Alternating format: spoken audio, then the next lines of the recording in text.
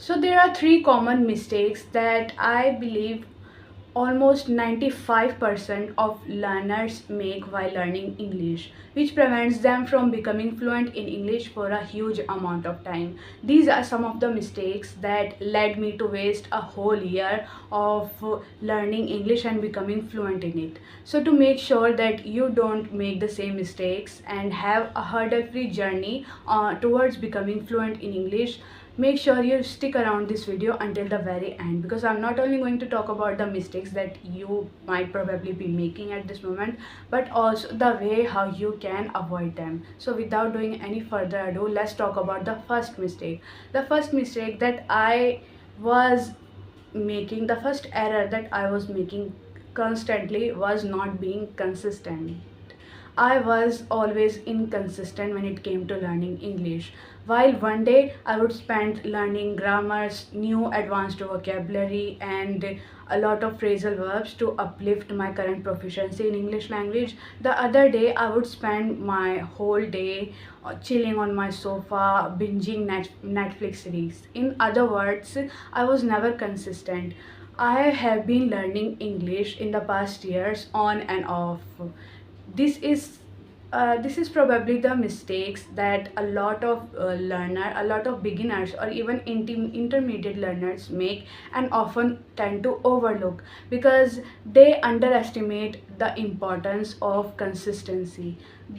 Being inconsistent in your English learning journey, believe me, can lead you to waste a huge amount of your time. So make sure you are always consistent, even if it is for 5 minutes, even if it is for 2 minutes. Make sure you are learning something in English, you are reading something, you are either practicing speaking, you are either watching or consuming content in English language.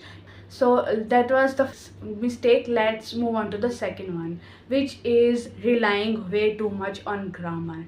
So back then when I was learning English, I would think that grammar is the straightforward way to acquiring English and becoming fluent in it. Unless I learn grammar, there is nothing that can lead me to become fluent, to start speaking English. But in reality, I was wrong. And I had this realization when I became consistent with learning grammar, with uh, with the expectation to become fluent and to start speaking English. But after a whole month of consistently learning grammar, spending a huge amount of my time on learning grammar, I realized that while approaching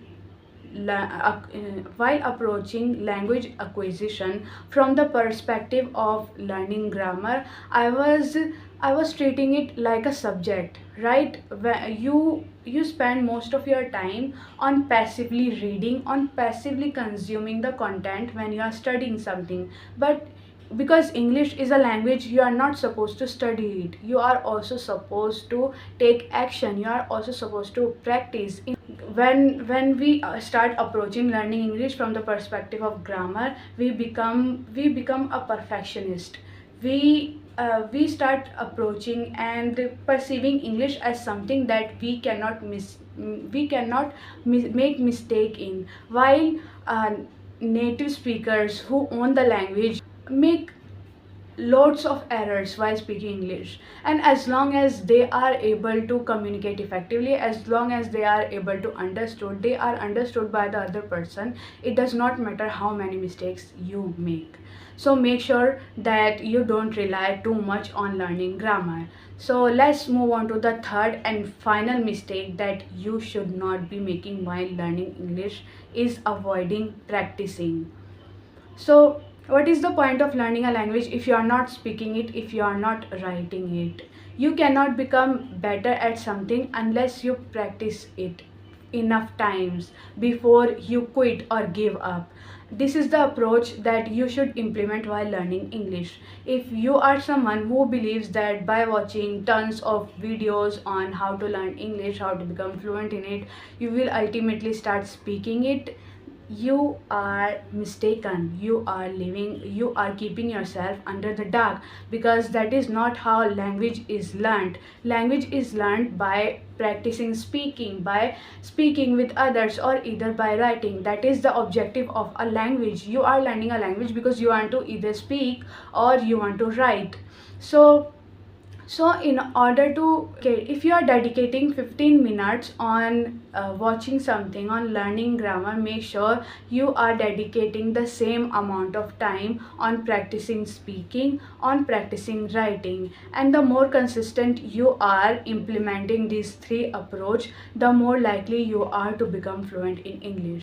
So I believe that by incorporating these three approaches to learning English, you will ultimately become fluent in it. But keep in mind that it might take time. Thanks for watching this video. If you didn't like anything about my video, you can comment it down below. I will be looking forward to improving on every single thing that, or every single mistake that I'm still making. Thanks for watching, and we'll meet in the next video.